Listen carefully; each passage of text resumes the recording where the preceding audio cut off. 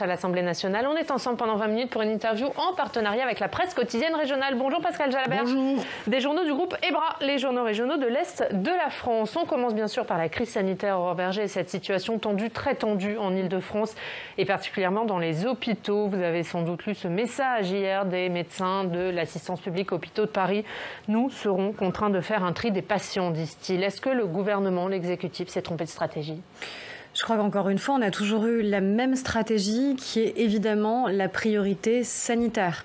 On nous l'a parfois d'ailleurs reproché et vous voyez bien la situation qui est presque inextricable d'arriver à déterminer quel est le bon choix entre à la fois l'urgence sanitaire et donc la santé des Français et puis les autres urgences qui sont tout aussi importantes dans nos vies. La question psychologique, on le voit bien, le risque de saturation d'un certain nombre de Français, la question économique, la question sociale, la question éducative. Et donc, à chaque fois, on essaye d'arbitrer au plus juste, mais avec toujours en tête une priorité qui est justement de ne jamais prendre de risques avec la santé des Français. Et c'est la raison pour laquelle on a pris des mesures qui sont plus coercitives. Ça fait un an. Ça fait un an que les Français vivent avec des restrictions au regard de leur liberté publique. Ça fait un an que ces décisions sont prises et qu'elles sont difficiles à prendre et nécessaires à prendre et nécessaires à suivre. On en a imposer des nouvelles. On le voit bien, notamment nous en Ile-de-France, en termes de restrictions d'un certain nombre de nos déplacements. Je crois qu'on fait tout, encore une fois, pour à la fois ralentir la progression du virus, accélérer la campagne de vaccination, mais aussi se doter de choix qui sont supportables, soutenables pour les Français. Donc ça veut dire que vous maintenez la stratégie. Il y a une autre tribune dans Le Monde, cette fois où toujours des médecins de l'assistance publique hôpitaux de Paris disent en imposant aux soignants de décider quel patient doit vivre, le gouvernement se déresponsabilise de façon hypocrite. Qu'est-ce que vous leur répondez ? Il n'y a aucune déresponsabilisation du gouvernement ou des parlementaires puisque nous sommes évidemment complètement solidaires sur les décisions qui ont été prises. Il y a encore une fois un arbitrage et il suffit de discuter avec les Français qui subissent de plein fouet à la fois la crise sanitaire, qui subissent aussi les restrictions pour voir qu'en fonction quelque part de l'endroit où on parle, on en a une appréciation extrêmement différente. Donc je peux comprendre évidemment les soignants qui y sont confrontés directement et qui disent aller plus loin dans les restrictions qui sont imposées. Et puis, on parle aussi tout simplement à nos concitoyens qui disent « nous, on n'est plus en état d'arriver à supporter des décisions nouvelles ». Pour des raisons aussi, encore une fois, psychologiques, on le voit bien.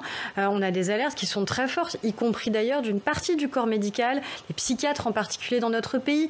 On voit bien aussi la lourdeur d'un certain nombre de décisions pour la jeunesse de notre pays. Donc, il faut qu'on arbitre. Si on arrive à un point de risque qui est trop important, on a toujours dit que le confinement, c'était une décision ultime, la décision de dernier recours. Trop important, au-delà du tri des patients, qu'est-ce que c'est le point de risque trop important ? Mais ce sera un arbitrage en fonction justement du taux d'occupation des lits en réanimation, en fonction du taux d'incidence, Et encore une fois, vous avez bien vu qu'il y avait une échelle dans les restrictions qui étaient mises en place. Enfin, on est dans un État démocratique. Imposer des restrictions sur les libertés publiques, ça ne peut pas s'exercer à la légère, ce d'autant plus quand on vit déjà ce régime de restrictions depuis un an. Donc c'est ça qu'on ne peut pas ne pas avoir en tête. Quelles nouvelles restrictions peut-on prendre à part fermer les écoles ? Est-ce qu'il y a d'autres mesures qui sont envisagées ? Moi, sur les écoles, parce que je sais que c'est évidemment un des sujets prégnants de débat, en particulier en Seine-Saint-Denis, qui est l'un des départements les plus touchés par la crise, je reste persuadée que les écoles doivent rester ouvertes aussi longtemps que c'est possible de le faire. C'est un choix très clair de la France. C'est une vraie singularité aussi de la France, alors que dans un certain nombre d'autres pays, les écoles ont été fermées et on a des enfants qui, pendant des mois, n'ont pas vu les salles de classe. Qui saura estimer les dégâts que ça a causé ? Non seulement sur l'éducation de ces enfants, mais sur l'explosion de la pauvreté, des risques psychosociaux, des violences intrafamiliales qui n'auraient pas été détectées. C'est le vrai choix qui a été fait, qui est une vraie singularité de la France sur les écoles. Moi, j'en suis fière. J'en suis vraiment fière et je l'assume. Et je reste persuadée que quand, je l'espère, on pourra enfin faire le bilan de la crise, ça voudra dire qu'elle sera derrière nous. Le fait d'avoir tout fait pour maintenir les écoles ouvertes, ce sera quelque chose qui sera mis à notre crédit parce qu'encore une fois, c'est la manière la plus puissante de lutter contre les inégalités. Donc, mais à quel prix sur le plan sanitaire ? Mais encore une fois, on n'a jamais pris de risque et vous avez bien vu que le protocole, il est renforcé. C'était dans les départements dits en zone rouge, 3 cas de Covid, fermeture de classe. Aujourd'hui, c'est 1 cas de Covid, fermeture immédiate de classe. C'est des tests salivaires qui sont déployés dans les établissements scolaires. Donc, mais moi, je reste vraiment, mais intimement persuadée que la fermeture des écoles aurait été la pire des choses pour nos enfants. On a des enfants d'ailleurs qui, à travers le monde, des enseignants qui, à travers le monde, demandent la réouverture des écoles, disent on n'en peut plus. Mais là, de quand suivre vous avez à des distance classes qui des ferment, cours. plusieurs élèves qui se retrouvent dans plusieurs classes, voire qui rétrogradent d'un niveau parce que leurs enseignants ne sont pas là, est-ce qu'on peut dire qu'on est dans un enseignement de qualité toujours? Mais moi, je reste persuadée les enseignants font du mieux qu'ils peuvent dans une situation qui est complètement exceptionnelle, évidemment. Mais est-ce qu'il vaut mieux tout faire pour maintenir les écoles ouvertes et permettre à nos enfants de continuer à apprendre, de continuer à avoir des liens sociaux, des liens affectifs, de continuer tout simplement à pouvoir suivre leur scolarité dans les meilleures conditions possibles? Ou est-ce qu'on aurait dû avoir une solution de facilité qui était de dire, OK, on ferme les écoles, les parents se débrouillent, les enfants qui suivent, ils y arriveront, tant mieux. Puis par contre, les enfants pour lesquels les parents ne peuvent pas suivre, parce qu'ils ne peuvent pas assumer la scolarité de leurs enfants, eh bien c'est pas grave. Alors, il y aura des dégâts, il y aura des dégâts sociaux, il y aura des dégâts collatéraux, mais on l'assume. Maintenant, on n'a pas voulu qu'il y ait des dégâts politiques demandent la fermeture des écoles, y compris dans l'opposition. Est-ce que, par exemple, il ne faudrait pas avancer les vacances scolaires, comme par exemple le demande Valérie Pécresse? Est-ce que ça, c'est une bonne solution, un bon compromis? Mais en quoi est-ce que ça permettrait réellement de freiner la propagation du virus? Depuis des mois, ce que nous disent les scientifiques, c'est quoi? C'est que le virus se propage où? Il se propage dans les réunions familiales, il se propage dans l'environnement social qui est le vôtre. Vous avez moins de brassage dans une école où justement tout est fait pour que vous restiez uniquement avec vos camarades de classe en essayant d'être le plus possible en distanciel avec des règles sanitaires claires. On le sait très bien et c'est naturel. Quand vous entrez dans votre propre domicile, quand vous retrouvez quelques copains le week-end, vous n'avez plus les mêmes règles sanitaires qui prévalent. Donc, si c'est se dire on avance les vacances scolaires, mais finalement on prend le risque qu'il y ait justement beaucoup plus de brassage, beaucoup plus de mélange, parce que c'est naturel, c'est humain, on va retrouver ses amis, ses proches, sa famille, et on va oublier les gestes barrières, je ne suis pas certaine qu'à la fin, ce soit plus bénéfique. Et d'ailleurs, on a bien vu souvent que le pic épidémique, il était constaté quand? Justement au retour de vacances. Est-ce que justement, les vacances arrivent, et on a vu les 2 week-ends derniers, beaucoup de franciliennes, donc de la zone rouge, allaient vers d'autres territoires. Est-ce que vous craignez pas qu'avec le week-end prolongé de Pâques, et puis derrière les vacances scolaires, on assiste de nouveau à cette migration de zones contaminées vers zones moins contaminées? Faut-il limiter les déplacements? Les déplacements, ils sont déjà limités aujourd'hui. Aujourd'hui, vous n'avez pas le droit de vous rendre dans un autre département. Faut-il vraiment contrôler? Parce que quand on regarde, il y a du monde sur les routes, il y a du monde dans les trains. Évidemment qu'on doit pouvoir contrôler. Et je crois que ça, c'est une nécessité absolue. Et d'ailleurs, encore une fois, aujourd'hui, moi, je suis concernée au premier chef, en Ile-de-France, dans les Yvelines. Vous n'avez pas le droit de vous rendre dans un autre département à plus de 30 km, sauf quand vous êtes frontalier, on va dire, d'un département, parce que parfois, vous y avez votre médecin, vous pouvez y faire vos courses, ou vous emmenez vos enfants à une activité extrascolaire. Mais non, l'idée, c'est évidemment pas qu'on puissent partir en vacances comme si de rien n'était. Et c'est des règles qui sont pas simples, et on les vit tous. Mais de fait, on sait qu'on n'aura pas d'autre choix. Et donc évidemment, il faut qu'on arrive à éviter, encore une fois, toute propagation. Donc ces vacances de printemps, là où on se trouve. C'est malheureusement ce qu'il va falloir qu'on accepte de respecter. On a la chance aussi d'avoir des territoires qui nous permettront aussi de nous dépayser différemment. Je sais que c'est pas évident, vous savez, et puis j'ai pas envie d'infantiliser les gens. Les gens, ils savent très bien ce qu'ils ont à faire. Ils ont largement compris les règles sanitaires. Donc je suis pas là pour leur rappeler en permanence les règles qu'ils doivent respecter ou pas. Par contre, je suis là pour assumer que politiquement, les décisions qui ont été prises qui permettent de freiner la propagation du virus sont celles qui, à mon avis, sont pertinentes d'un point de vue sanitaire, sont acceptables, encore une fois, au regard de restrictions que les Français acceptent déjà de respecter depuis déjà un an. On va parler d'un autre sujet, Aurore Berger, des régionales, et Audrey Pulvar, la candidate en Ile-de-France, candidate notamment du Parti socialiste, qui a fait polémique ce week-end en réagissant aux réunions non mixtes organisées par l'UNEF.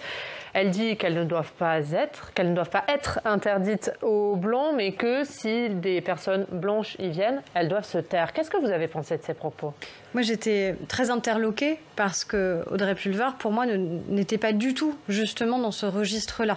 Quand je regarde les propos qu'elle a pu tenir, mais justement cette espèce de déliquescence d'une partie de la gauche gauche vers des thèses qui sont des thèses indigénistes. Considérer qu'on combat mieux le racisme en étant dans l'entre-soi, c'est l'inverse. On combat le racisme parce que justement on accepte d'être dans une société qui est une société ouverte, qui est une société mixte. On ne combat pas le racisme avec des réunions où il n'y aurait d'un côté que des blancs, des réunions où il n'y aurait que d'un côté que des noirs, etc. Enfin, la force justement d'une société et d'une république qui se veut universelle, c'est qu'on accepte de porter des combats même si on ne les vit pas nous-mêmes dans notre chair. Il nous est déjà arrivé, et j'imagine vous-même, de défiler par exemple quand il y a eu des appels à des rassemblements, par exemple pour l'assassinat de Mireille Knoll qui avait été assassinée parce que juive. J'ai défilé dans ces rassemblements, je ne suis pas juive mais parce que je suis française et donc que je me sens concernée par certains de nos concitoyens qui, parce que juifs, peuvent être malheureusement encore dans notre pays assassinés. Et donc c'est ça qui doit nous concerner. J'ai défilé pour le mariage pour tous et je ne suis pas lesbienne, mais tout simplement parce que je me sentais concernée à l'idée que certains des Français n'aient pas les mêmes droits, tout simplement que les miens en fonction de leur orientation sexuelle. Alors elle dit aussi qu'elle va dans des réunions LGBT, elle est hétérosexuelle, elle y va, mais elle se tait. Mais pourquoi se taire ? Enfin, c'est quoi cette espèce de nouvelle discrimination ? Donc, et puis espèce d'entre-deux, c'est-à-dire il ne faut pas des réunions non mixtes, mais par contre, si on va dans ces types de réunions, il faudrait qu'on se taise. Enfin, ça n'a pas de sens. C'est pas ça la vocation d'une république qui se veut justement universaliste, encore une fois. Heureusement, tout le monde à gauche n'a pas tenu les mêmes propos. Je vois que Stéphane Le Foll les a condamnés. Quand on voit que Carole Delga avait été mise en cause par un mouvement xénophobe, qui est celui de l'Action française, qui a essayé de s'introduire de force au sein de la région, et elle a tenu des propos qui sont justement des propos non seulement évidemment pour condamner cette intrusion qui est inacceptable, mais qui sont aussi très clairs d'un point de vue républicain, allant d'ailleurs jusqu'à déclencher les ires de Jean-Luc Mélenchon, qui lui a reproché d'être quoi ? Juste républicaine et de vouloir partager les valeurs de la République. Moi, je crois que malheureusement, il y a une partie de la gauche qui aujourd'hui court derrière un certain nombre de mouvements, court derrière Europe Écologie Les Verts, court derrière ces courants je ne sais pas si on des courants de pensée, mais en tout cas des courants idéologiques, indigénistes notamment, qui ne sont pas ce qu'est l'histoire et l'identité de notre pays et qui, je l'espère, ne le seront pas demain. Dans votre camp, tout le monde ne condamne pas fermement ces propos, à commencer par Christophe Castaner, votre président de groupe. Lui, il parle de propos maladroits et il dit que ce type de réunion est parfois nécessaire. Qu'est-ce que vous avez pensé des propos de votre président de groupe ? Christophe Castaner, il a été ministre de l'Intérieur, il a toujours été extrêmement clair sur ces questions-là et je crois qu'il n'y a aucune ambiguïté au sein de la République En Marche. Écoutez, en tout cas, il n'y a jamais eu d'ambiguïté de notre part sur ces sujets-là. La République, encore une fois, elle se vit à visage découvert, elle se vit de manière universelle, elle se vit dans le partage, elle se vit dans l'ouverture, elle se vit en mixité, elle ne se vit pas dans l'entre-soi. Moi, je n'ai pas envie qu'on soit chacun dans des camps retranchés. Je n'ai pas envie qu'à un moment, on ne puisse exister, non pas au travers de ce qu'on fait, mais au travers de ce qu'on serait.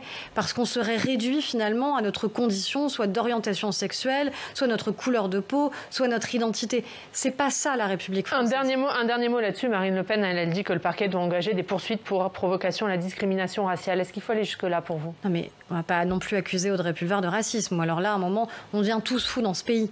Donc encore une fois, je condamne les propos qui ont été les siens. Je pense qu'ils sont inappropriés. Je pense que c'est l'inverse de ce qu'on doit faire pour combattre le racisme. Et je pense pas non plus qu'Audrey Pulvar, évidemment, le soit. Je pense qu'il faudrait tous qu'on arrive à retrouver notre calme sur ces sujets. Justement, en Ile-de-France, donc, il y a une liste, la République En Marche Modem, qui devra sans doute discuter entre les deux tours, puisque c'est une élection à la proportionnelle avec des alliances. Entre Valérie Pécresse et Audrey Pulvar, qui choisiriez-vous ? Mais d'abord, moi, je fais campagne avec Laurent Saint-Martin. République En Marche, c'est une partie du Modem, on le précise. Avec le Modem, avec Agir, avec Territoire de Progrès. Donc vous n'allez quand même pas commencer par me parler d'une potentielle alliance. Il va falloir choisir. Il va falloir choisir ou il va falloir se maintenir. En fait, ça dépendra tout simplement de ce que les Franciliens nous diront à l'issue du premier tour des régionales. Donc moi, je vais d'abord me battre pour le premier tour, pour porter un certain nombre d'idées, parce qu'on est dans une région qui est la plus riche de France, mais qui est aussi la plus inégalitaire de France. Quand on parlait des inégalités en matière de santé, notamment en Seine-Saint-Denis, on voit bien que la région, elle doit avoir son mot à dire quand on parle des questions de mobilité, quand on parle des questions culturelles, des questions éducatives, des questions sociales, des questions sanitaires. On ne peut pas rester, encore une fois, dans ce déséquilibre-là. Et d'ailleurs, quand on parle des enjeux de discrimination, c'est bien ça le vrai sujet qu'on doit pouvoir combattre. C'est comment on combat combat efficacement les discriminations, pas avec ce type de solution en non-mixité, mais au contraire en ayant une politique sociale et éducative très claire. Donc moi, c'est là-dessus que j'ai envie de me battre. Un dernier mot sur les régionales. On attend dans les prochaines heures l'avis du Conseil scientifique sur un éventuel report ou pas. Est-ce que vous vous opposerez à un tel report ? Moi, j'attends la décision et les recommandations du Conseil scientifique. Je préférerais que ces régionales se tiennent. Je crois que c'est important aussi qu'on ait un cycle démocratique et qu'on puisse tenir ces élections. On les a légèrement décalées déjà et je crois que c'est important. Je crois que les différents présidents de région se sont prononcés. Stanislas Guerini l'a fait aussi pour La République En Marche. Donc, je crois que... Donc tout faire pour les maintenir. Encore une fois, je me doute que ce n'est pas la priorité absolue des Français. Ils ne se réveillent pas le matin en nous disant il faut absolument tenir les élections régionales. Par contre, je ne voudrais pas qu'on nous reproche d'avoir changé le rythme électoral parce que l'objectif, il est pour évidemment une question sanitaire et je ne voudrais pas qu'on puisse penser qu'il y a une quelconque arrière-pensée. Donc, j'attends de voir ce que propose ou ce que préconise le Conseil scientifique. Pour ma part, sauf encore une fois risque sanitaire extrêmement avéré, je préférerais qu'elle se tienne aux dates prévues. On va parler de la loi climat que l'Assemblée nationale entame aujourd'hui, début de l'examen pour 2 semaines et des milliers de personnes qui ont défilé dans les rues de France hier pour dénoncer le manque d'ambition de cette loi climat. Est-ce que vous avez entendu ce message et qu'est-ce que vous leur répondez à ces personnes ? Bon, déjà, j'ai vu des manifestations se tenir qui, à mon avis, ne respectaient pas tout à fait les règles sanitaires justement dont on parlait à l'instant. Mais bon, ceci étant dit, on a une loi qui répond pour moi à des enjeux majeurs. C'est-à-dire comment on s'attaque à ce qui est aujourd'hui le plus émetteurs de CO2 et comment on fait pour garantir ce qu'on appelle une trajectoire carbone. Pourquoi ?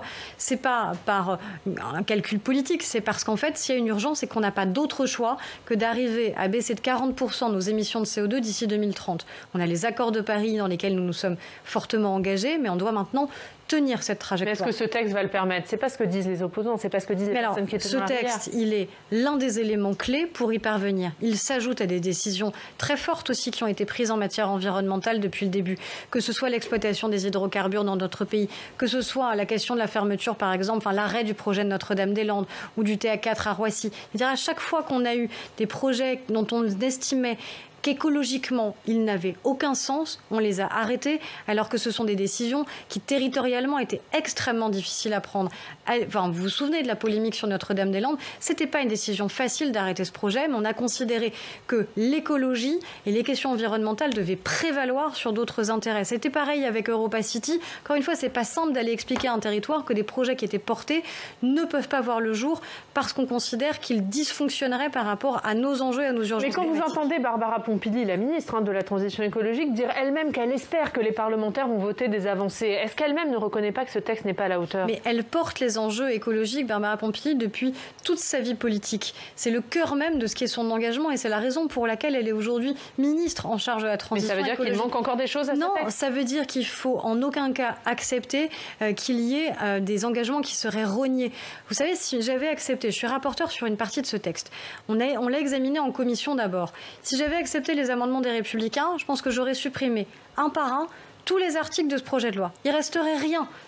Ils nous proposaient quasiment que des amendements de suppression. Donc, clairement, ce n'était pas rogner sur l'ambition, c'était supprimer l'ambition. Et puis, de l'autre côté, on a une vision qui est une vision idéologique, où on nous parle de décroissance, où Delphine Batho me disait il faut supprimer le mot croissance des manuels scolaires. Enfin, c'est pas parce que vous allez supprimer le mot croissance des manuels scolaires que vous allez mieux lutter contre le dérèglement climatique. C'est parce que vous allez permettre, par exemple, interdire l'allocation des passoires thermiques en 2028. C'est parce que vous allez aussi mettre les moyens financiers, 7 milliards d'euros sur la table sur la rénovation thermique des bâtiments, des logements sociaux pour accompagner les Français dans la transition écologique. Ça, c'est une écologie. Mais qu'est-ce que vous allez faire pour répondre à la demande de Barbara Pompili qui demande plus d'avancées ? Qu'est-ce que vous allez porter en plus, vous ? On a un certain nombre d'amendements que nous, on va essayer de défendre. Moi, par exemple, sur la question de la publicité, puisque ce sont les sujets dont je m'occupe, je veux qu'on lutte contre ce qu'on appelle en mauvais français le greenwashing ou le blanchiment écologique. Parce que je ne veux pas qu'on puisse continuer à faire de la publicité qui serait mensongère, essayer de tromper les Français, leur dire vous allez acheter tel produit, il va être neutre en carbone. C'est pas vrai, c'est fallacieux. Et donc les Français qui sont attachés aux enjeux écologiques peuvent être dupés, peuvent être trompés par ce type de publicité. Par contre, je veux pas en effet interdire toute publicité. Pourquoi ? Parce que c'est aussi l'enjeu du financement de nos médias. Et si on n'a pas envie de jeter les Français que dans les GAFA, eh bien il va falloir aussi qu'on garantisse le pluralisme de l'information. Alors justement, est-ce qu'à chaque fois vous allez tenir compte de la question de l'emploi ? Vous venez de la publicité, mais il y a le transport aérien, il y a le logement, effectivement, il y a aussi beaucoup de mesures qui risquent de compromettre des emplois. On le voit avec chaque fois qu'on met un stop pub sur une boîte à lettres, on détruit un emploi. Donc, est-ce que vous allez tenir compte de ça et est-ce qu'à l'arrivée, on ne va pas avoir une loi un peu Michel Remichou? Mais je pense qu'il faut qu'on assume encore une fois une ambition écologique qui répond à une urgence. Encore une fois, on n'a plus le choix. C'est ça le préalable. On n'a plus d'autre choix que d'agir.